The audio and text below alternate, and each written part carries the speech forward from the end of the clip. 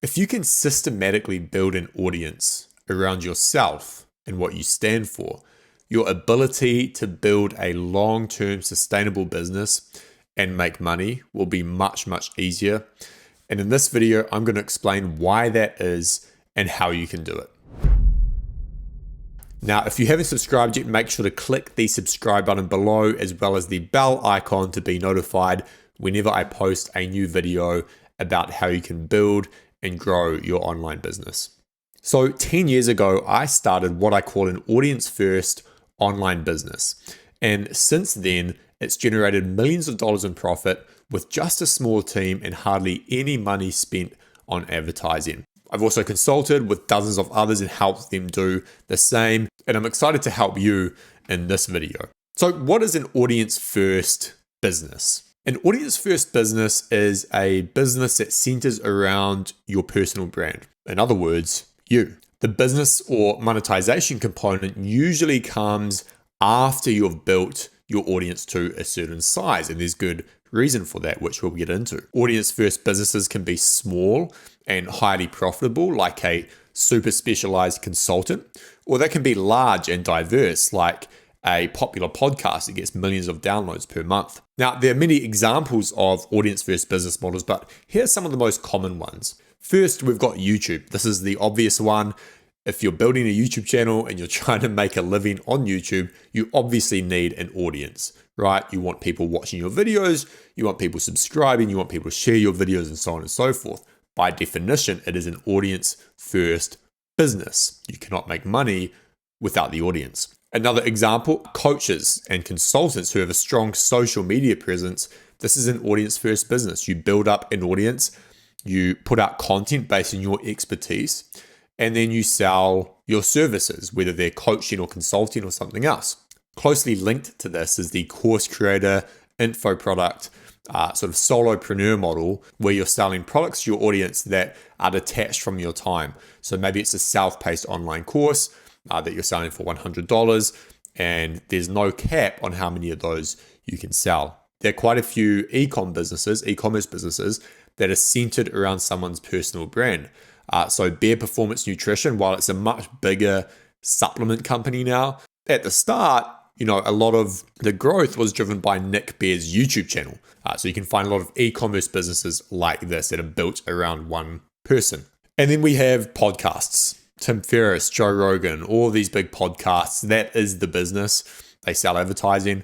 And obviously, it's an audience first business. It's an audience centric business. So let's take a look at why I recommend that you build a business this way, especially if you're an expert and especially if you want to build a lean business that has high profit margins without needing a massive team and without needing to do a ton of management and so forth. There's this tweet from James Clear. He's the author of Atomic Habits. I'm sure you've heard of that book. And he sums up why audience first businesses are the way to go. He says everything is easier once you have an audience. Launches are simple, opportunities come to you, plus attention is flexible. You can direct it toward any future project. Also, I'm not interested in managing a big team, and one person with a big audience can still make a splash. The first line here is the most important one. Everything is easier once you have an audience. This has been true for me, it's been true for many others. So let's have a look at 5 reasons why you should consider the audience first business model. The first reason is that having an audience equals serendipity. Opportunities come your way. When you have an audience, whether it's on Twitter, Instagram, YouTube, or across multiple platforms, and you're putting up content, people are going to take notice. Conversations will be started. Ideas will be shared. Opportunities will come your way. And as your audience scales, so will inbound opportunities. So you might post a video or you might post a tweet thread, which gets the attention of some, 8-9 figure entrepreneur over here, or maybe it's a potential employee that wants to work for you, or maybe it's someone else in the same sort of niche as you who wants to do a collaboration. This stuff happens when you have an audience and you're posting content. It doesn't happen when you're not doing that because no one knows who you are and no one's seeing you pop up in their feed. So that's the first reason. When you have an audience and you're posting content, opportunities will inevitably come your way, and then it's up to you whether you want to take advantage of those opportunities or not. But it's a lot easier than having to go out and create those opportunities from scratch. Now, the second reason why it's a good model is that having an audience enables you to pivot easily and whenever you want. When you start a business without a personal brand, it's difficult to move on to something else. You often have to start from scratch again. With an audience-first business, people follow you because of you, which means you can pivot basically whenever you want. You can jump from a declining business to a new one. You can quickly validate ideas. You can launch products to an existing audience without wondering how on earth you're going to get your first sale. A good example of someone who's done this is Ali Abdaal. He started out making YouTube videos on, medicine and med school. And as his channel grew, he started to pivot and he made more general YouTube videos about personal development, productivity, life, business. Now he runs the Part-Time YouTuber Academy, which is a cohort-based course. He just launched a stationery line. And so you can see that having an audience of his size, it just allows him to quickly start new businesses, new projects, all this kind of stuff, which is just extremely difficult to do without an audience. Another example is Nat Eliason. Nat started with a personal blog. His blog grew, got a lot of traffic, and he used this, his expertise and his background, to scale Growth Machine, which was an SEO and content agency, fairly quickly, launch an info product, his drone course, which I think made over $400,000 on launch. And then he pivoted into the world of crypto and DeFi with an audience in place.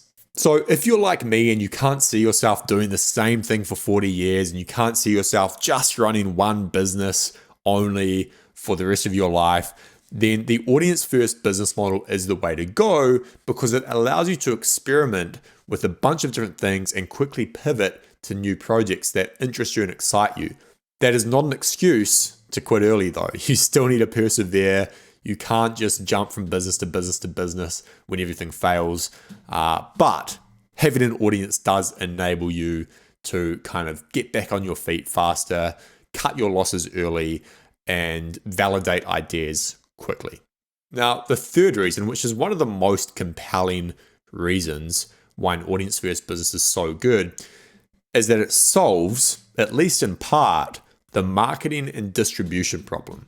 So other than finding product market fit, which is creating a product in a good market that customers will buy, one of the hardest problems to solve in business is distribution and marketing. In other words, how do you get the product in front of people? There are multiple ways to do this. You've got paid advertising, SEO, partnerships, events, so on and so forth.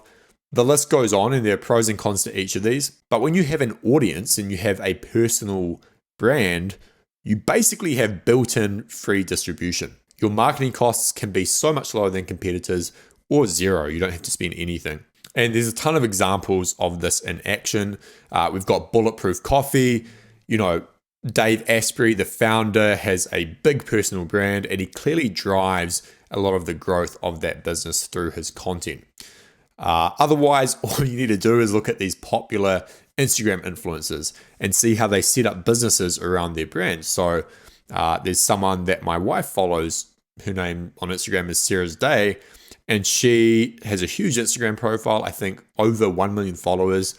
She has her own activewear collection, app, natural skincare products, protein supplement, and a bunch of other stuff going on as well. And so this is a business built around a personal brand, which doesn't require all these different marketing channels because her brand is so strong. She's got that audience in place and she's essentially a monopoly of one, which leads me to my next point, which is reason number 4. And that is that you don't need to compete when you have an audience first business. So there's a quote from Peter Thiel in his book 0 to 1, which I love. He says, competition is overrated. In practice, it is quite destructive and should be avoided wherever possible. Much better than fighting for scraps in existing markets is to create and own new ones. Now, Thiel is talking specifically to startup founders in this book, but we can apply this to audience first businesses. Where you can avoid it, you don't want to compete with other businesses. It's a hard game to win. You want to create a monopoly. An audience first business is a monopoly by default. It's a personal monopoly, a monopoly of one. Again, if we use Nick Bare as an example, he has a supplement company, Bare Performance Nutrition. Now, there are tons of supplement companies out there, and if you're entering the space, you better have some sort of differentiating factor in order to compete. But if you have a strong personal brand, you can drive a lot of sales and a lot of growth by leveraging your audience, which is what he's done. Committed followers of Nick and BPN are more likely to buy BPN supplements than another brand over here, all else being equal, just because they like the person behind the business. Escaping competition is a good strategic move, and building an audience first business enables you to do just that. Now, the final reason is that it gives you job security, or a better term is business security. So this kind of links back to my second point about being able to pivot quickly and easily. The problem with non-audience first businesses is that you've got all your eggs in one basket. And if that business fails, then you're kind of kicked to the curb and you have to start something fresh, and you don't have any leverage usually. But if you've got a strong audience, you've got longevity. You can have a business fail and then start a new one and make money fairly quickly because you've got that distribution and marketing in place. You can do consulting, you can launch projects, you can promote other people's products and get a commission. There's always a way to make money from your audience, and so you've got more sort of security and longevity by building an audience first business. There is one caveat to this, which is that with an audience, you can post something that offends someone and then get cancelled. So I would say you should try to avoid that. By the same token, being polarizing is quite a good way to build an audience, so you could do that instead. I'll leave that one up to you, but whatever happens, don't blame me. So we just looked at 5 reasons why building an audience first business is a good move, but are there any downsides to this approach? Well, there are. There are a few. First of all, unless you build under a pseudonym, people will know who you are, and this can bring unwanted attention. That's something you have to take into account. However, if you're building in a small niche or a certain industry or market, you're not going to become world famous, and that may be fine for you. You will likely get haters. That's just something you have to deal with. And also, running the content machine that's required to build an audience this way does take a lot of time and effort. It's a part-time job, sometimes a full-time job, and it can also take a while to see results, whereas in some other business models, you can start seeing results a lot quicker. So it does take a long time. But if you can deal with these minor downsides, the upside is limitless. It's an asymmetric bet that you should probably take. Okay, so we've looked at why you should build an audience first business. Let's quickly talk about how you can do this. I will make a dedicated video on this in the future, but for now, here's a 5-step process that you can use to start building your audience so that you can later build a business around your audience. The first step is to take action and get the ball rolling. You do not want to overthink the process here. Building an audience takes a lot of time. Your time horizon needs to be extended. This is not something you can achieve in weeks. It's probably not something you can achieve in months either. It usually takes a year plus to gain traction doing this. So don't psych yourself out at the very start. Just take action. And if you're not sure which niche to pick or what you want to talk about or what your personal brand should be around, just don't worry about it. Just put out content that you want to put out, that you're interested in.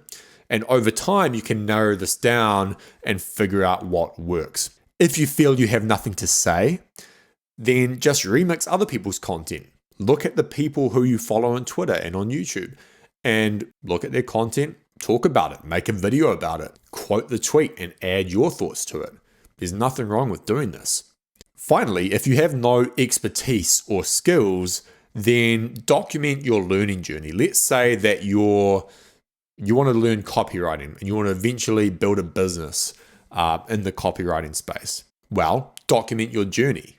Put out videos and content about how you're learning, the approach that you're taking, This stuff is valuable to people, and often they like seeing that stuff more than an expert because it's more relatable because they're trying to learn as well. You just need to put out a lot of content. And I'm not saying that you should sacrifice quality. You shouldn't intentionally put out average content, but you are more likely to hit the mark if you're putting out 3 YouTube videos a week than if you're putting out 3 YouTube videos a year, even if those 3 a year are a lot better. Likewise, if you're putting out 1 tweet thread per month, you're not going to grow anywhere near as fast as if you're putting out 3 or 4 per week. It's a lot more work. You're getting more shots on goal. Quantity over quality, I think, should be the approach here, but don't sacrifice quality too much. One thing to note here is that when you start out, you don't know what type of content is going to hit. You just don't, and that takes time to learn. So you should take more shots on goal. You want to refine your workflow. You want to get into the flow of content production. And the thing is that 90% of the content you put out is probably going to go nowhere. But the 5 to 10% that does go somewhere can be life-changing. And so you want to take more shots at goal. You want to put out a lot of content. Third tip is to scale and repurpose your content. So you want to create one pillar piece of content and then repurpose that into dozens of other pieces of content. So let's say you make a 12-minute YouTube video on a certain topic. You can then take the script for that YouTube video and turn it into an article to post on your website or on Medium or Substack. And then you take that article and you convert it into, let's say, 2 or 3 tweet threads. And then you take the original video and you convert it into 3 or 4 Instagram clips or Twitter clips, and you post that to your social media profile over the course of 2 weeks. And so one piece of content, which is the original video, has now been spread out and become multiple pieces of content that all lead back to the original piece. Tip number 4 is to be deeply involved with your audience and respond to as much as you can. The best way to build an audience that actually likes you is to have two-way conversation. You don't want to be the person who's putting out content and never likes or responds or interacts with the audience. No one likes that. So the better move is to be involved. Respond to as many people as you can. Every comment, every email, help people out, start conversations, continue conversations.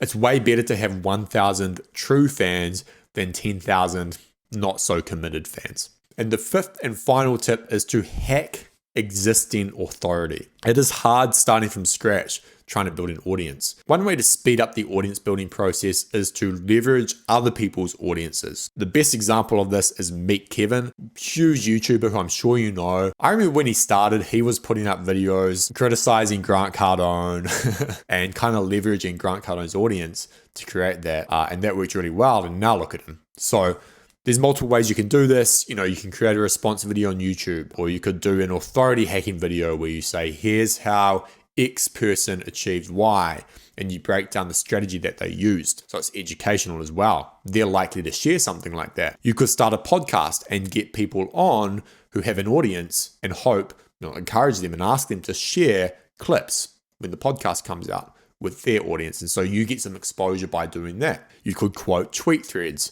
and build on top of them. There are endless ways to do this sort of authority hacking thing. Get creative with it. But definitely consider it, especially if you're starting from scratch and you don't really have an audience at all. So to sum it up, audience-first businesses are the way to go for multiple reasons. First of all, because audience equals serendipity, opportunities come to you. Audience-first businesses allow you to pivot easily and quickly. Having an audience solves the marketing and distribution problem so that you don't have to spend much money or any money on advertising and other marketing channels. You don't need to compete when you have an audience. You have a monopoly of one, and it gives you longevity and business security. To get started with building an audience, make sure that you take action and get the ball rolling, that you put out a lot of content so you get more shots on goal, you scale and repurpose your content, you be involved with your audience, respond to everything, and finally, hack existing authority, leverage other people's audiences to supercharge the process. I believe audience-first businesses are the future, and if you're someone who likes the idea of teaching, of creating content and making a good income without a huge team and without a ton of overhead, then it's the way to go. If you enjoyed this video, please like, subscribe, hit the bell notification, and comment below. I would love to hear from you, and I'll see you next time.